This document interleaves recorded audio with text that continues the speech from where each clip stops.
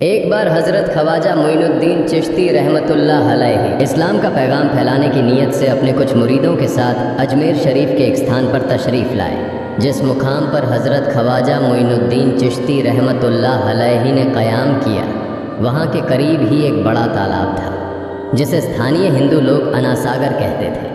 उस दौर में इस तालाब की वसात और पवित्रता के कारण हिंदू समाज में इसका बहुत एहतराम किया जाता था। उनका यह अकीदा था कि जो शख्स दिन भर गुनाह करने के बाद इस तालाब में गौस्ल करता है, उसके तमाम गुनाह धुल जाते हैं। इसी वजह से वे इस तालाब को हमेशा दियों से सजाए रखते थे। कहा जाता है कि इस तालाब में हर रात दिए जलाने के लिए तकरीबन 3 मन तेल की ज़रूरत होती थी। तालाब की पवित्रता के कारण वहाँ सभी हिंदुओं को दाखिल होने की इजाज़त नहीं थी। सिर्फ आला तबके के ब्राह्मण ही वहाँ गौस्ल कर सकते थे और तालाब के पानी को छू सकते थे। उनका यह मानना था कि अगर ब्राह्मणों के अलावा कोई और तालाब के पानी को छू ले तो पानी नापाक हो जाएगा। हज़रत ख्वाजा मोइनुद्दीन चिश्ती रहमतुल्लाह अलैहि और उनके मुरीद लंबे सफ़र से थके हुए थे।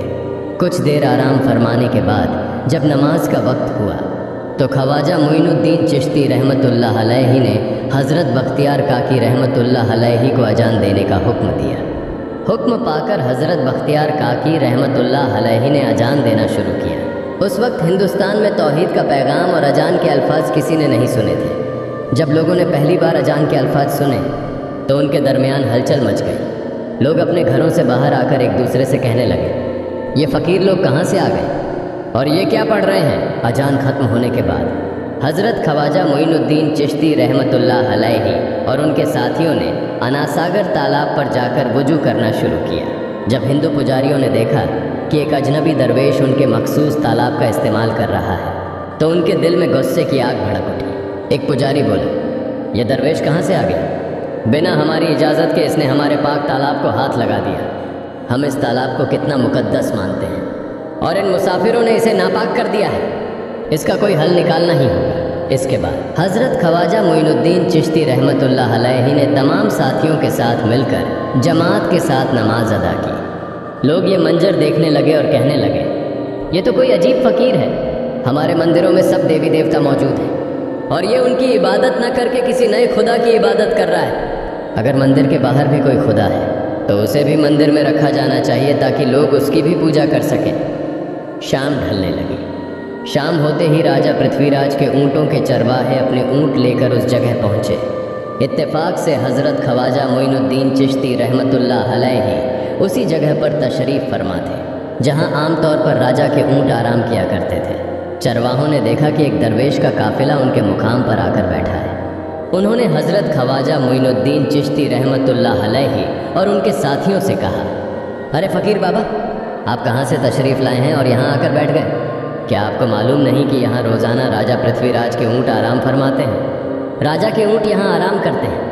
ये जानते हुए भी आपने यहाँ बैठने की जुर्रत कैसे की? हज़रत ख्वाजा मोइनुद्दीन चिश्ती रहमतुल्लाह अलैहि ने उन चरवाहों को नरमी से जवाब दिया, बाबा, हम मुसाफिर हैं और अनजान हैं। हमें मालूम नहीं था कि इस मुकाम पर राजा के ऊँट आराम करते हैं। चूँकि हम पहले ही यहाँ रात गुजारने का इरादा कर चुके हैं, तुम अपने ऊँटों को आज किसी और जगह आराम देने ले जाओ।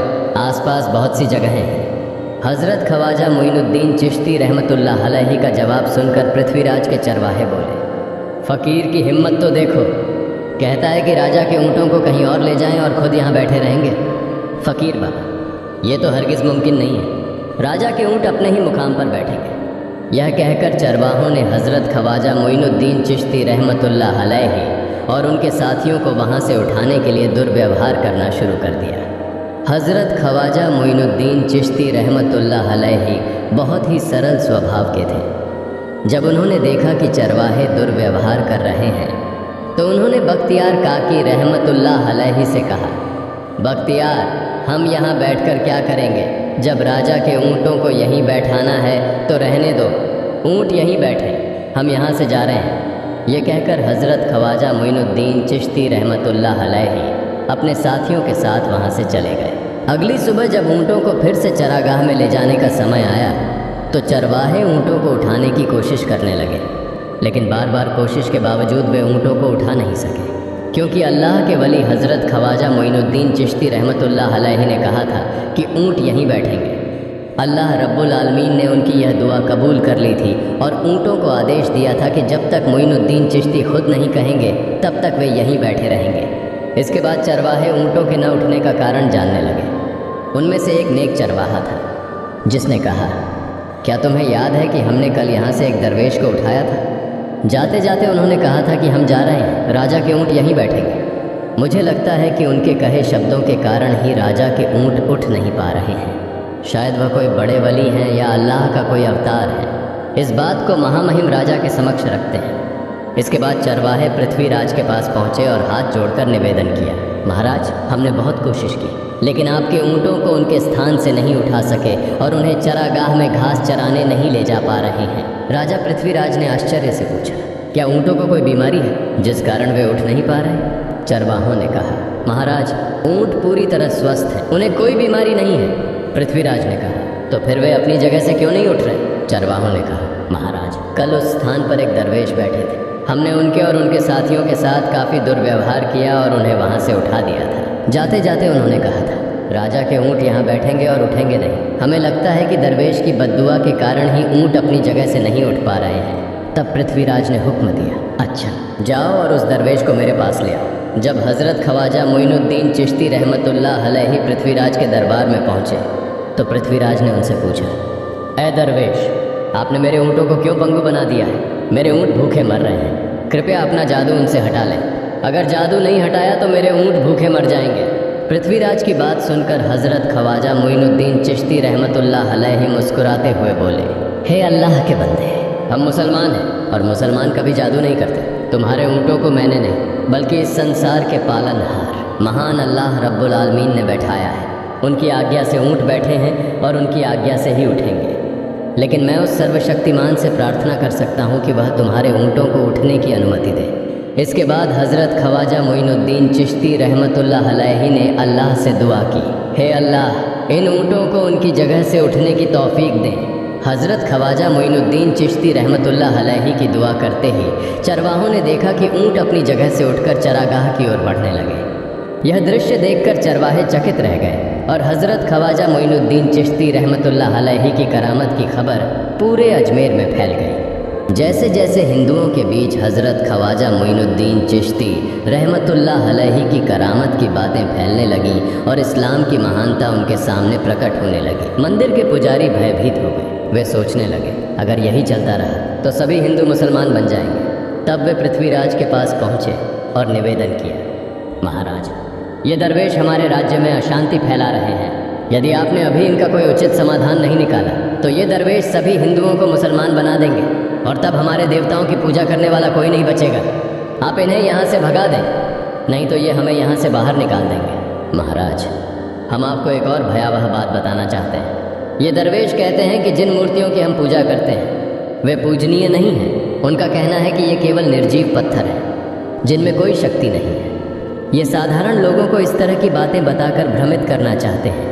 सबसे आपत्तिजनक बात यह है कि ये दरवेश हर दिन 5 बार हमारे पवित्र तालाब में हाथ लगाकर उसे अपवित्र कर रहे हैं। पुरोहितों की बात सुनकर पृथ्वीराज ने हज़रत ख्वाजा मोइनुद्दीन चिश्ती रहमतुल्लाह अलैहि को बुलाया।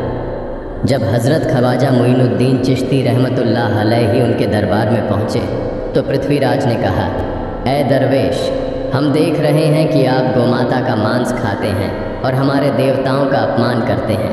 हमारे धर्म के बारे में तरह तरह की उल्टी सीधी बातें कर रहे हैं। हम यह सहन नहीं कर सकते। हम यह भी देख रहे हैं कि आप हमारे पवित्र तालाब को अपने अपवित्र हाथों से ख़राब कर रहे हैं। आप तुरंत हमारे देश से चले जाएं। हज़रत ख्वाजा मोइनुद्दीन चिश्ती रहमतुल्लाह अलैहि ने कहा, बाबा, हम लोग तो केवल वुजू करते हैं, नहाते नहीं। अगर पूरी देह के स्पर्श से आपके तालाब का पानी खराब नहीं होता है तो केवल हमारे हाथ और चेहरे के पानी से तालाब अपवित्र कैसे हो सकता है? यह सुनकर पृथ्वीराज ने कहा, वे सभी लोग हमारे धर्म के हैं जबकि तुम लोग कहीं और से आ गए हो। तुम हमारे धर्म के नहीं हो, इसलिए तुम्हारे हाथ लगाने से हमारा तालाब अपवित्र हो जाता है। तब हज़रत ख्वाजा मोइनुद्दीन चिश्ती रहमतुल्लाह अलैहि ने कहा, अच्छा बाबा, हम अब आपके तालाब के पानी को हाथ नहीं लगाएंगे, लेकिन हमें पानी की ज़रूरत है तो हम चाहते हैं कि केवल एक बर्तन में पानी ले लें। पृथ्वीराज ने कहा, ठीक है, तुम पानी ले सकते हो, लेकिन तुम्हारा बर्तन तालाब में लगे। तुम्हारे हाथ नहीं। अगर तुम्हारे हाथ स्पर्श करें तो हम इसके खिलाफ सख्त कार्रवाई करेंगे। राजा के साथ सहमति के बाद हज़रत ख्वाजा मोइनुद्दीन चिश्ती रहमतुल्लाह अलैहि ने अपने मुख्य खलीफा बख्तियार काकी रहमतुल्लाह अलैहि से कहा, बख्तियार जाओ और राजा के तालाब से एक बर्तन में पानी ले आओ, लेकिन बहुत सावधानी से पानी लेना ताकि तुम्हारा हाथ तालाब के पानी को छू न सके। बख्तियार काकी रहमतुल्लाह अलैहि हज़रत ख्वाजा मोइनुद्दीन चिश्ती रहमतुल्लाह अलैहि के आदेश का पालन करते हुए आना सागर से पानी लेने गए। उन्होंने बर्तन को तालाब में डुबोया और उनका हाथ पानी को नहीं छू सका, क्योंकि चमत्कारवश पूरा तालाब एक छोटे बर्तन में समा गया। आना सागर पूरी तरह से सूख गया और उसकी तली में केवल सूखी रेत दिखाई देने लगी। जब पुरोहितों ने देखा कि उनके पवित्र तालाब में एक भी बूंद पानी नहीं बची है और वह मरुस्थल की तरह सूख गया है, तो वे घबराते हुए राजा पृथ्वीराज के पास गए और बोले, महाराज यह तो भारी संकट हो गया है। पृथ्वीराज ने पूछा, क्या हुआ? पुरोहितों ने कहा, उस दरवेश ने हमारे पूरे तालाब का पानी ले लिया है। अब हमारे पवित्र तालाब में एक बूंद भी पानी नहीं है। अगर इस तालाब में पानी नहीं होगा तो हम अपने पापों का प्रायश्चित कैसे करेंगे? दूर दूर से हज़ारों हिंदू लोग इस तालाब में स्नान करने आते हैं ताकि वे अपने पाप धो सकें। अगर पानी नहीं रहेगा तो वे यहाँ आना बंद कर देंगे, जिससे हमारा बड़ा नुकसान होगा और अजमेर की मान मर्यादा मिट्टी में मिल जाएगी। पृथ्वीराज गहरे विचार में पड़ गए। वे हज़रत ख्वाजा मोइनुद्दीन चिश्ती रहमतुल्लाह अलैहि के ख़िलाफ़ कोई कठोर कदम उठाने से झिझक रहे थे, क्योंकि उन्हें आशंका थी कि अगर उन्होंने दरवेश के ख़िलाफ़ सैनिक भेजे और दरवेश ने सैनिकों पर भी जादू कर दिया तो उनकी परेशानी और बढ़ जाएगी। इसलिए उन्होंने कहा, तुम लोग जाओ और उस दरवेश को मेरे पास बुला कर लाओ। मैं देखता हूँ कि वह क्या चाहता है। अगर उसकी मांग उचित होगी तो हम उसे मान लेंगे, और यदि उचित नहीं हुई तो हम माफ़ी मांगकर अपना तालाब का पानी वापस ले लेंगे। जब हज़रत ख्वाजा मोइनुद्दीन चिश्ती रहमतुल्लाह अलैहि पृथ्वीराज के दरबार में पहुँचे तो पृथ्वीराज ने कहा, ऐ बाबा, आपने हमारे तालाब का सारा पानी ले लिया है। हम अपने पापों का प्रायश्चित कैसे करेंगे? पूरे दिन के पाप हम इस तालाब में स्नान करके धोते हैं। अगर तालाब में पानी नहीं होगा तो हम अपने पाप कैसे धोएंगे? हज़रत ख्वाजा मोइनुद्दीन चिश्ती रहमतुल्लाह अलैहि ने उत्तर दिया, देखो बाबा, तुम्हारे पास आना सागर है, पर दुनिया के हर कोने में ऐसा तालाब नहीं है, तो क्या वे लोग अपने पाप कैसे धोएंगे? पापों को धोने की ताकत इस तालाब के पानी में नहीं है। पापों को माफ़ करने वाला केवल अल्लाह है, जिसने आकाश, धरती और पूरी सृष्टि बनाई है। उसकी इजाज़त के बिना एक पत्ता भी नहीं हिलता। इसलिए मैं तुम्हें इस भ्रम को छोड़कर सही राह पर आने की दावत देता हूँ।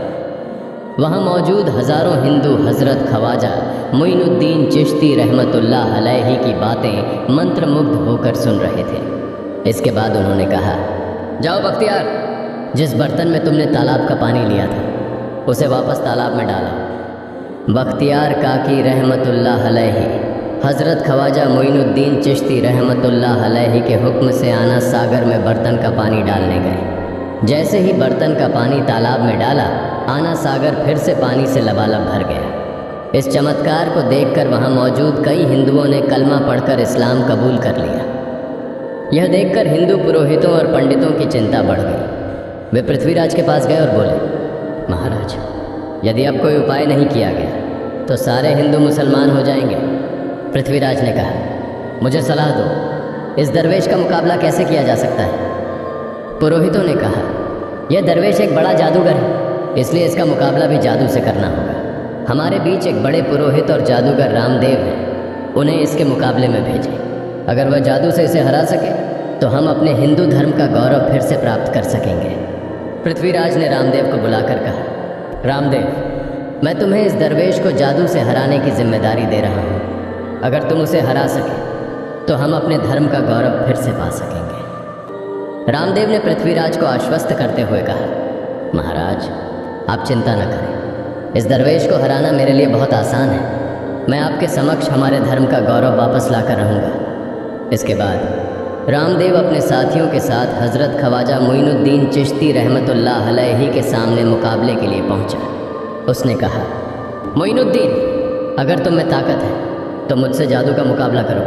मैंने तुम जैसे बहुत से जादूगरों को हराया है। तुम्हें हराना तो मेरे लिए साधारण बात है, हज़रत ख्वाजा मोइनुद्दीन चिश्ती रहमतुल्लाह अलैहि ने उसकी बातों का कोई जवाब नहीं दिया। रामदेव ने देखा कि हज़रत ख्वाजा मोइनुद्दीन चुप है, तो उसने गाली गलौज करना शुरू कर दिया। जब रामदेव अपनी हदें पार कर गया तो हज़रत ख्वाजा मोइनुद्दीन ने उसकी आंखों में देखते हुए कहा, रामदेव, तू चिल्ला रहा है, लेकिन मैं तेरे माथे पर ईमान की रोशनी देख रहा हूँ। हज़रत ख्वाजा मोइनुद्दीन चिश्ती रहमतुल्लाह अलैहि की यह बात सुनते ही रामदेव कांपने लगा और उसी क्षण अल्लाह रब्बुल आलमीन ने उसके दिल में ईमान की रोशनी डाल दी। रामदेव हज़रत ख्वाजा मोइनुद्दीन चिश्ती के चरणों में गिर पड़ा और बोला, हे अल्लाह के वली, मैंने आपके साथ बहुत बेअदबी की है, मुझे माफ़ करें और मुझे कलमा पढ़ाकर इस्लाम की राह दिखाएं।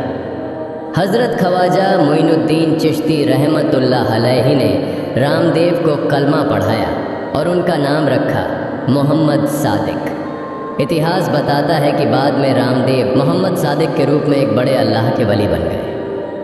प्रिय पाठकों, सोचें, जो रामदेव हज़रत ख्वाजा मोइनुद्दीन चिश्ती को पराजित करने आए थे, वही अब उनके हाथ में हाथ देकर इस्लाम की शांति की छाँव में आ गए।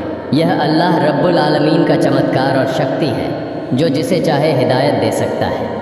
आमीन।